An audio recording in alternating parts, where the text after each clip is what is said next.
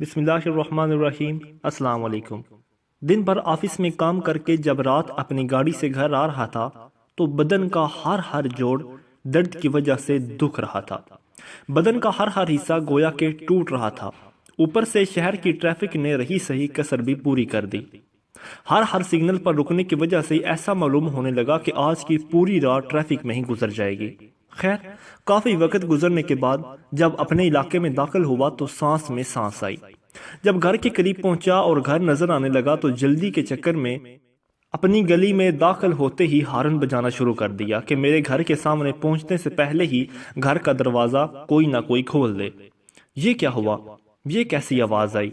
گاڑی میں سے ایک عجیب سی آواز آنے پر بے ساختہ یہ کلمات زبان پر جاری ہو گئی۔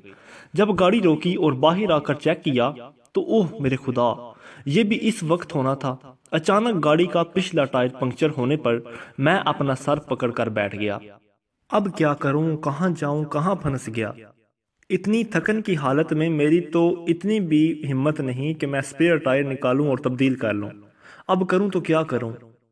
ٹائر تبدیل کروں یا گلی میں تو آ گیا ہوں، گاڑی یہیں لاک کر کے گھر چلا جاتا ہوں۔ بالخیر، تھکن کے آگے میں ہتھیار ڈال دیے اور گاڑی لاک کر کے اپنے گھر چلا گیا اور یہ سوچا کہ صبح اٹھ کر پہلے ٹائر تبدیل کر لوں گا، پھر پنکچر والے کو یہ ٹائر بنانے کے لیے دیتا ہوا آفس چلا جاؤں گا۔ آفس جانا بھی کل بہت ضروری ہے کہ کسی صورت چھٹی نہیں کر سکتا۔ کل ایک اہم میٹنگ ہے جس میں میرے پروموشن کی بات بھی ہونی ہے۔ یہ سب وہ خیالات تھے جو میں اپنی گاڑی سے اتر کر گھر آتے آتے سوچ رہا تھا۔ بالآخر کئی مشقتیں اٹھانے کے بعد جب گھر میں داخل ہوا تو گویا کچھ سکون کا سانس آیا، اور جب اپنے کاموں سے فارغ ہوا اور بستر پر آ کر لیٹا تو معلوم نہیں کہ کب نیند آئی اور کب میں گہری نیند میں سو گیا۔ صبح جب الارم بجا تو معلوم نہیں کہ کب میں نے اٹھ کر اس کو بند کر دیا اور دوبارہ سو گیا۔ کل رات کی تھکن کا احساس مجھے اب تک ہو رہا تھا۔ اب ہونا کیا تھا؟ جب میں وقت پر ناشتے کے لیے نہ پہنچا تو ملازمہ نے آ کر اٹھایا، صاحب جی اٹھ جائیں، آفس کا ٹائم ہو گیا ہے۔ بس اتنی آواز میرے کانوں میں آنی تھی کہ میری نیند جیسے کسی نے جادو کر کے ایسے غائب کر دی جیسے گدھے کے سر سے سینگ۔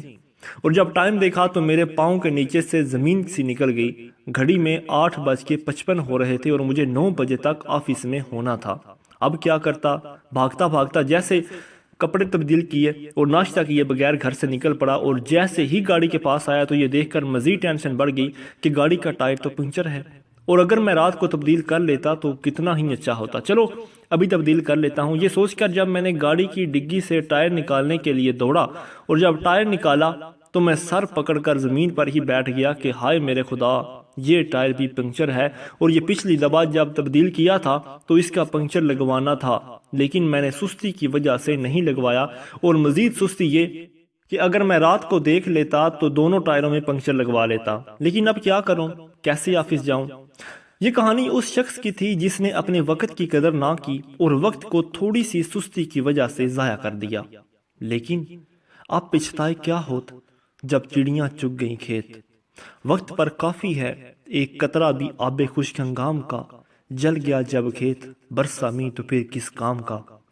کہیں ہمارا بھی تو ایسا مسئلہ ہی نہیں؟ ہم ذرا سی سستی کی وجہ سے اپنے وقت کو ضائع کر دیتے ہیں کہ چھوڑو یار، بعد میں کر لیں گے، کل کر لیں گے، پھر کبھی کر لیں گے، آج دل نہیں چاہ رہا۔ تو یاد رکھیے کہ کل کبھی نہیں آتا۔ آج کا کام آج کرو، کل پر مت چھوڑو، کیونکہ کل مزید دوسرے کام بھی کرنے ہیں۔ یہی اس کہانی کا سبق ہے کہ جو کرنا ہے ابھی کر لو، جو بھی کرنا ہے ابھی کر لو۔ مزید اچھی ویڈیوز کے لیے ہمارے چینل کو سبسکرائب کریں۔